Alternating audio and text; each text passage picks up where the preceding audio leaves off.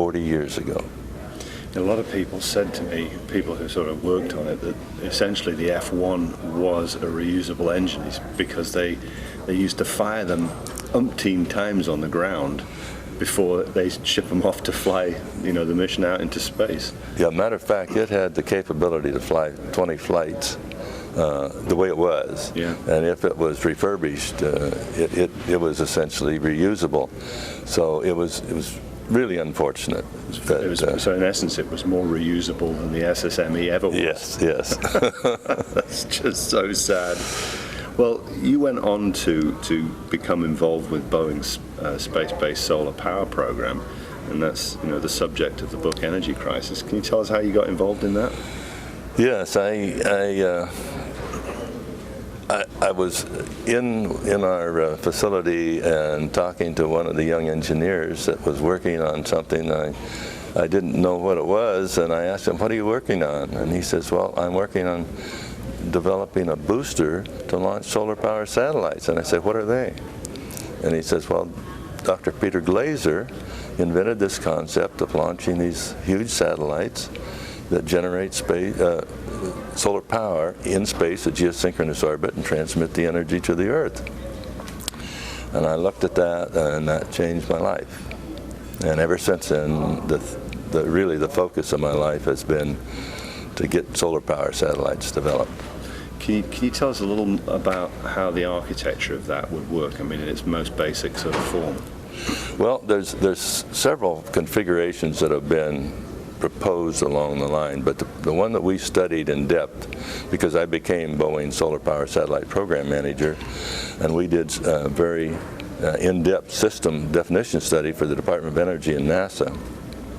Our satellite was a large planar array, and we used in that era, because it was in the 1977 and 80 time period, we proposed very thin silicon solar cells. They had a 16.5% efficiency. There was no concentration, but it was a huge array. And on one end of the array, we had a transmitter that would convert the electric energy generated by the solar cells into radio frequency energy and beam it to a receiver on the Earth. And being in geosynchronous orbit, the satellite's in the sunlight over 99% of the year. So it's essentially base load, continuous power to the Earth, and it could be set up so that because at geosynchronous orbit, the satellite is over one location on the Earth at all times, we could have satellites all the way around the world and eventually supply the entire world with electric power. So this would be like a microwave beaming, essentially, which is always the word that frightens everybody. Yeah, and I like to use the term radio frequency wireless power transmission rather than microwaves, because people hear the word microwave and they instantly think of cooking. Yeah. But they hear wireless, and everything's wireless today. Right. And the studies that have been made and the tests on the safety of the beam, it is totally safe. We don't have to worry about, we keep the energy density low enough, you don't have to worry about cooking, so that it will be a safe energy beam. And how do you keep the energy density low enough? Is that by having a wide beam, or is it just something to do with the load?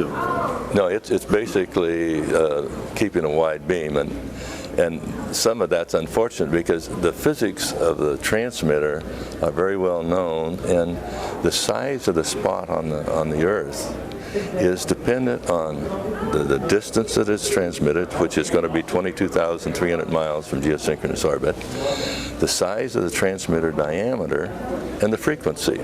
And it's a fixed, no matter how much energy you put through it, it's a fixed size. It spreads out as it gets to the Earth. And so you can simply adjust the energy density on the Earth by how much power you feed into it. And you can change the spot size by changing frequency. Going up in frequency makes the spot size smaller on the Earth, or making the space transmitter bigger makes the spot on the Earth smaller. Is there much of an issue with diffusion with the atmosphere? It depends on the frequency. If we use 2.45 gigahertz, which happens to be the same frequency as a microwave oven, at that frequency the atmosphere is essentially totally transparent. There's practically no losses at all.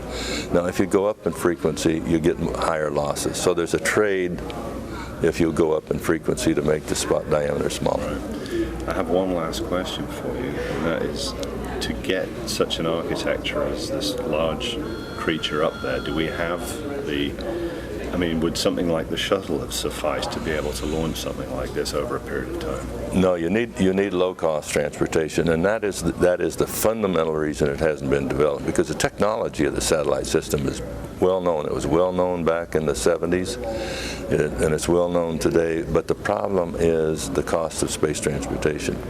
Basically, all of our space transportation has been expendable launch vehicles, except the shuttle, which is partially reusable. But the shuttle design has driven the cost to be very high. So what we need is reusable launch vehicles that are designed as commercial transports to space, and they can achieve low enough cost to make this possible to launch these huge satellites, not all at once because they're way too big, but to launch the hardware that gets assembled in space. So we need a reusable space transportation system. Okay. I've been talking to Ralph Nansen, the author of Energy Crisis, the head of Boeing's space-based solar power program in the 1970s, and the head of the Saturn V structural engineering in the 1960s. Thanks, Ralph. You bet. Thank you.